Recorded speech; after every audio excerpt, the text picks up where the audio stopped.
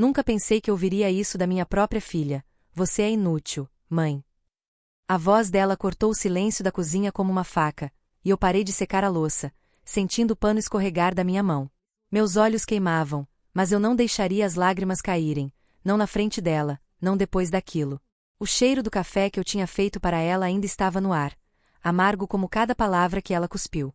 E no meio daquele vazio, uma pergunta martelou na minha cabeça: como tudo chegou a isso? Eu me lembrei das madrugadas em que acordava com ela chorando de cólica, das contas que paguei em segredo vendendo minhas joias, das vezes que engoli orgulho e pedi ajuda a parentes distantes só para pagar a faculdade dos seus sonhos. Eu sempre fiz de tudo por ela, mas naquele momento, com o peso daquela frase ainda ecoando no ar, percebi que, para minha filha, eu só existia para servir. Ela virou as costas e saiu da cozinha, deixando para trás o café intocado e a sensação de que eu tinha falhado, não como mãe, mas como pessoa. Eu olhei para minhas mãos, marcadas por anos de trabalho, e pensei em todas as vezes que achei que o cansaço valia a pena.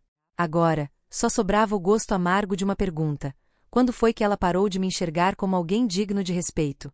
A casa ficou em silêncio, mas dentro de mim era uma tempestade. Eu queria gritar, sacudi-la e lembrá-la de cada noite que passei em claro, de cada não que disse a mim mesma para dizer sim a ela. Mas meus pés pareciam fincados no chão, e o único som que saiu da minha boca foi um suspiro rouco. Naquele instante, eu não era mais a mãe guerreira que ela um dia admirou, era só uma mulher invisível, descartável. E o pior? Parte de mim acreditava que ela tinha razão. Eu me vi de repente naquele apartamento minúsculo dos nossos primeiros anos, quando ela mal chegava à minha cintura. Lembrei do cheiro de leite queimado nas panelas, das noites em que eu costurava uniformes escolares até às 3 da manhã depois do turno na fábrica. Naquela época, ela me olhava como se eu fosse super-heroína, pegava meus pés inchados e massageava com suas mãozinhas, dizendo: mamãe, um dia vou cuidar de você. As estações passaram e eu continuei plantando o que ela colheria. Troquei meus cursos de corte e costura por reforço escolar para ela, meu almoço por material de artes, meu tempo por plantões extras. Quando completei 40 anos, minhas costas já doíam como se tivessem 60, mas eu sorria ao vê-la entrar na faculdade de Direito, orgulhosa com seu jaleco novo. Só não percebi quando exatamente aquele brilho nos olhos dela por mim foi substituído por impaciência. Talvez quando comecei a pedir que repetisse as palavras difíceis dos textos jurídicos dela, ou quando minhas roupas simples passaram a constrangê-la na frente dos novos amigos. O amor que eu regava com lágrimas e suor estava secando, e eu, cega de dedicação, nem vira a terra rachando. Meu cotidiano era marcado por pequenos sacrifícios invisíveis. Almoçava marmita fria no banco da fábrica enquanto minhas colegas saíam para lanchar, usava o mesmo casaco de inverno por 5 anos seguidos, mas garantia que ela tivesse roupas novas para não ser zombada na escola. Até meu relógio de pulso, presente dos meus 18 anos, foi trocado por livros didáticos quando as contas apertaram. As solas dos meus sapatos contavam nossa história melhor que palavras, o couro gasto das caminhadas até o ponto de ônibus, a água que vazava nos dias de chuva, o jeito que eu disfarçava o desconforto com um sorriso largo ao buscá-la na escola. Tá cansada, mãe? Ela perguntava às vezes. Eu sacudia a cabeça, limpando o suor da testa. Nem um pouco, princesa. Só não percebi quando exatamente aquele brilho nos olhos dela por mim foi substituído por impaciência. Talvez quando comecei a pedir que repetisse as palavras difíceis dos textos jurídicos dela, ou quando minhas roupas simples passaram a constrangê-la na frente dos novos amigos. O amor que eu regava com lágrimas e suor estava secando, e eu, cega de dedicação, nem vira a terra rachando. Meu cotidiano era marcado por pequenos sacrifícios invisíveis. Almoçava marmita fria no banco da fábrica enquanto minhas colegas saíam para lanchar, usava o mesmo casaco de inverno por 5 anos seguidos, mas garantia que ela tivesse roupas novas para não ser zombada na escola. Até meu relógio de pulso, presente dos meus 18 anos, foi trocado por livros didáticos quando as contas apertaram. As solas dos meus sapatos contavam nossa história melhor que palavras, o couro gasto das caminhadas até o ponto de ônibus, a água que vazava nos dias de chuva, o jeito que eu disfarçava o desconforto com um sorriso largo ao buscá-la na escola. Tá cansada, mãe? Ela perguntava às vezes. Eu sacudia a cabeça, limpando o suor da testa. Nem um pouco, princesa. As noites eram minhas únicas testemunhas. Eu remendava meias no sofá, contando as moedas para o leite do mês, enquanto ela dormia aquecida sob cobertores novos. Quando o despertador tocava às 5 horas, meu corpo pedia mais 5 minutos, mas eu levantava na mesma hora. Tinha que preparar seu café antes da aula. Na escuridão da cozinha, acendia o fogão com mãos trêmulas, imaginando que um dia todo esse amor seria compreendido. O primeiro sinal veio discreto. Ela começou a recusar meus abraços na porta da faculdade. Mãe, não precisa me esperar aqui, tá feio, dizia, olhando para os colegas com vergonha. Minhas roupas simples, que antes ela chamava de estilo vintage, agora eram motivo de comentários ácidos. Você não podia se arrumar melhor quando vem me buscar. As cobranças foram crescendo como ervas daninhas. Por que você nunca viajou comigo como as mães das minhas amigas? Ou nunca temos nada de bom em casa? Cada frase era um corte fino, quase imperceptível, até o dia em que encontrei a comida que fiz e com carinho jogada no lixo. Estava fria, justificou, sem olhar nos meus olhos. Passei a andar na ponta dos pés em minha própria casa. Se eu perguntava sobre seus estudos, rolava os olhos. Se oferecia ajuda, suspirava como se eu fosse uma intrusa. A menina que um dia me chamava de supermamãe agora me tratava como um obstáculo, um peso morto em sua vida que queria apagar. E eu, como sempre, engolia as lágrimas e perguntava baixinho: o que você quer comer hoje, filha? O aviso de demissão veio num envelope amarelo, junto com meus últimos 30 anos de serviço reduzidos a uma indenização michuruca. Cheguei em casa com as pernas bambas, segurando o papel como se fosse minha certidão de óbito. Filha, preciso te contar uma coisa. Comecei, minha voz sumindo na garganta seca. Ela nem levantou os olhos do celular. Quando finalmente entendi que eu estava desempregada, seu rosto se transformou num misto de nojo e decepção. E agora? Como vou pagar minhas coisas? Cuspiu, como se meu maior crime fosse interromper seu estilo de vida. Tentei explicar sobre a indenização, sobre meus planos, mas ela já estava de pé, gesticulando furiosa. Você é inútil, mãe. Nunca consegue resolver nada direito. Aquela frase ficou suspensa no ar como uma faca cravada na parede. Eu olhei para minha filha, minha carne, meu sangue, meu maior orgulho, e pela primeira vez não reconheci a pessoa à minha frente. Seus olhos, que eu beijava quando ardia de febre, agora cuspiam fogo de desprezo. Minhas mãos tremeram, não de tristeza, mas de um entendimento tardio. Eu tinha criado uma estranha que me via como um caixa eletrônico desativado. Fiquei paralisada na cozinha, ouvindo seus passos furiosos ecoarem pelo corredor. Minhas mãos, calejadas por anos de trabalho, apertaram o balcão como se fosse a única coisa real naquele momento. Não gritei, não corri atrás dela, apenas senti um vazio gelado se espalhar pelo peito, como se alguém tivesse arrancado meu coração e deixado apenas o buraco para trás. Olhei pela janela enquanto ela saía batendo a porta, e pela primeira vez em décadas, permiti que as lágrimas escorressem livremente. Elas caíam no pote de margarina vazio que eu guardava para reaproveitar, no mesmo balde onde deixava de molho as meias furadas. Cada objeto naquela cozinha contava uma história de sacrifício que, de repente, parecia completamente sem sentido. Naquele silêncio ensurdecedor, uma verdade dolorosa se fez clara: eu tinha me tornado um fantasma na própria vida. Minha existência só tinha valor quando útil, quando produtiva. E agora, desempregada e despedaçada, finalmente via o reflexo que minha dedicação tinha criado, não uma filha grata, mas uma juíza implacável.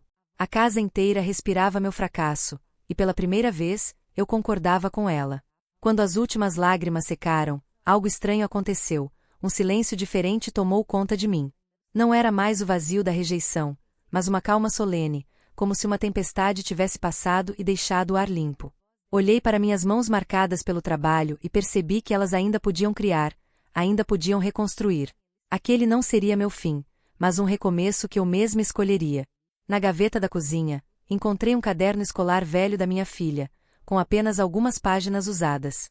Peguei uma caneta e comecei a escrever tudo o que ainda sabia fazer: costurar, cozinhar, organizar, consertar.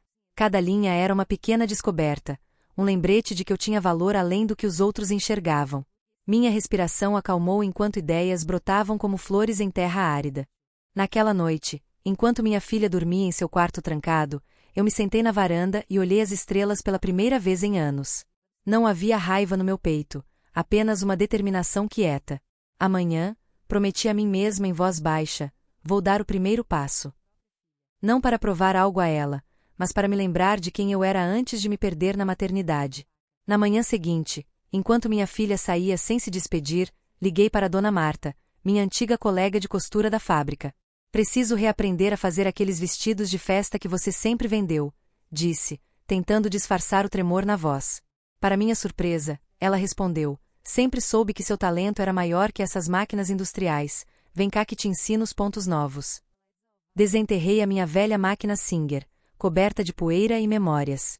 Quando coloquei o pé no pedal e senti o zumbido familiar, algo dentro de mim despertou. Minhas mãos, antes trêmulas de insegurança, começaram a guiar o tecido com uma precisão esquecida. Cada ponto era uma pequena vitória, cada linha reta, uma confirmação. Eu ainda podia criar coisas belas. Com a ajuda de Dona Marta, transformei meu quarto em um ateliê improvisado. Cortinas velhas viraram protótipos de vestidos, retalhos se transformaram em bolsas coloridas. Isso aqui tem seu jeito, ela disse, segurando uma blusa que eu havia refeito.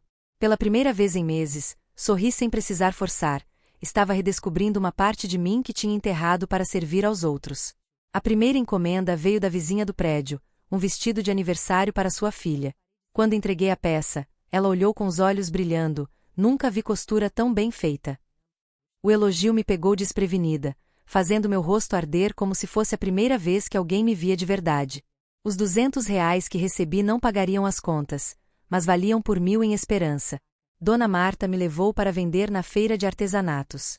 Entre colares de miçangas e pinturas, meus vestidos chamavam atenção. Quem fez isso? Perguntavam, e eu, hesitante, levantava a mão. As pessoas tocavam os tecidos, admiravam os detalhes, e eu viajava nas histórias delas, formaturas, casamentos, entrevistas de emprego. Meu trabalho estava vestindo sonhos novamente. Cheguei em casa com as mãos doloridas, mas o coração leve. Havia trocado números com 3 clientes em potencial e ganho suficiente para comprar tecido de melhor qualidade. Minha filha nem notou minha ausência, mas pela primeira vez, isso não doeu. Enquanto guardava os ganhos numa velha caixa de biscoitos, sorri sozinha. Eu estava construindo algo meu, tijolo por tijolo, ponto por ponto. Quando minha filha viu os tecidos espalhados pela sala e a máquina de costura ocupando a mesa da janta, seu nariz se enrugou de desdém. Agora você vai virar costureirinha de feira? Perguntou, cutucando um retalho com o pé. Tentei explicar sobre as encomendas, mas ela já virava os olhos. Sempre preferiu essas coisas pequenas a me apoiar de verdade. A acusação veio dias depois, quando recusei pagar seu curso de especialização. Você nunca acreditou em mim. Ela gritou, reescrevendo nossa história com cada palavra. Segundo sua nova versão, eu tinha sido uma mãe ausente, egoísta, que agora priorizava hobbies em vez de sua carreira. Seus olhos cintilavam de uma raiva que parecia mais performática que real. Fiquei quieta, observando como suas frases eram cuidadosamente escolhidas para me fazer duvidar da própria memória. Ela citava eventos reais, mas distorcidos, minha ausência em uma apresentação escolar, quando estava no hospital com minha mãe, as roupas simples, que ela mesma escolhera por vergonha das coisas de velha que eu usava. Era como se, ao não me reconhecer mais como provedora, eu tivesse virado o vilão de sua narrativa. No dia da feira semanal, minha filha apareceu inesperadamente, trazendo uma amiga da faculdade. Parou abruptamente ao ver minha banca com vestidos pendurados e clientes esperando. Ouvi a amiga sussurrar, nossa, que lindos. Sua mãe faz isso tudo sozinha. Vi o desconforto no rosto dela, os olhos percorrendo cada detalhe impecável que minhas mãos cansadas haviam criado. Quando uma cliente emocionada abraçou um vestido de noiva reformado, dizendo é exatamente como eu sonhei, minha filha ficou imóvel. As pessoas ao redor me perguntavam sobre técnicas, prazos, valores, tratando meu trabalho com respeito que ela nunca me deu. Não precisei dizer uma palavra em minha defesa. Cada peça exposta era um capítulo visível de minha dedicação. Na volta para casa, o silêncio entre nós era diferente. Ela carregava minha bolsa de tecido sem reclamar, os olhos fixos nas minhas mãos marcadas por agulhas e linhas. Quando finalmente olhou para mim, vi pela primeira vez em anos algo além de desprezo, uma dúvida. Talvez estivesse começando a entender que minha história não estava nas palavras que ela distorcia, mas nos calos que eu ganhei construindo o futuro dela. 6 meses depois, aluguei um espaço minúsculo na esquina da praça, meu ateliê.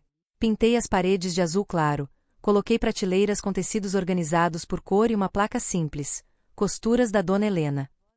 Quando pendurei meu primeiro vestido na vitrine, senti um orgulho que nenhum salário na fábrica jamais me deu. Eu não era rica, mas era dona do meu tempo, das minhas escolhas. Minha filha começou a aparecer sem avisar, sempre com desculpas esfarrapadas. Vim buscar uma blusa que deixei. Precisava de um lugar silencioso para estudar. Eu deixava que ficasse, sem comentários, enquanto atendia clientes ou trabalhava na máquina. Aos poucos, percebi que ela observava tudo: meu sorriso fácil com as senhoras, os cadernos de encomendas cheios, o cansaço feliz no final do dia. Uma tarde, encontrei um termo de estágio sobre minha mesa: precisa de assinatura. Ela disse rápido, evitando meu olhar. Ao folhear as páginas, vi que era no escritório de moda onde eu entregava peças. Não comentei, apenas assinei com minha caneta nova, aquela que gravei Ateliê Helena. Ela pegou o documento e, pela primeira vez em anos, murmurou um obrigada que parecia significar mais do que a palavra dizia. Hoje, quando vejo minha filha folheando meus livros de tecidos ou experimentando discretamente um vestido que fiz, entendo que o amor não morreu, apenas se transformou. Aprendi que ser mãe não significa desaparecer, e que meu valor não está no que posso fornecer, mas em quem eu sou. Minhas mãos, que ela chamou de inúteis, hoje vestem mulheres para seus momentos mais importantes. O ateliê se tornou meu santuário, mas também um espelho para ela. Às vezes a pego me observando enquanto converso com clientes, com uma expressão que não consigo decifrar, talvez admiração, talvez arrependimento, ou apenas a descoberta tardia de que sua mãe é uma pessoa além dela. Já não espero seu reconhecimento. O que construí aqui é meu, conquistado a cada ponto dado com dedos doloridos. A maior lição veio quando parei de mendigar amor e comecei a cultivá-lo em mim. Descobri que o afeto que não recebi de volta não foi perdido, ele me ensinou a me valorizar. Minha filha pode nunca entender todos os sacrifícios, mas eu finalmente entendi. Cuidar de si mesma não é egoísmo, e recomeçar não é traição, mas o ato mais corajoso de amor próprio. Hoje, quando minha filha entra no ateliê e me vê transformando retalhos em arte, seus olhos já não carregam desdém, mas uma hesitação curiosa. Eu sorrio e continuo costurando, sem cobranças ou expectativas, apenas sendo, finalmente, Helena. Ela pode me chamar do que quiser, mas minhas mãos criadoras e meu coração resiliente contam uma verdade maior: sou muito mais do que qualquer palavra cruel poderia definir. Sou a mulher que, mesmo quebrada, escolheu se remendar ponto por ponto, e nesse recomeço, encontrou sua verdadeira força. Já sentiu o gosto amargo da ingratidão de quem você mais amou? Ou precisou se reinventar quando todos duvidaram de você? Essa história de superação chegou no seu estado do Brasil? Deixa nos comentários de qual lugar você está nos assistindo. São Paulo, Bahia, Rio Grande do Sul? E se essa história tocou seu coração, inscreva-se no canal e ative o sininho. Assim você não perde as próximas histórias reais de mulheres que transformaram dor em força. Aperte aqui embaixo para se inscrever e compartilhe com alguém que precisa ouvir isso hoje.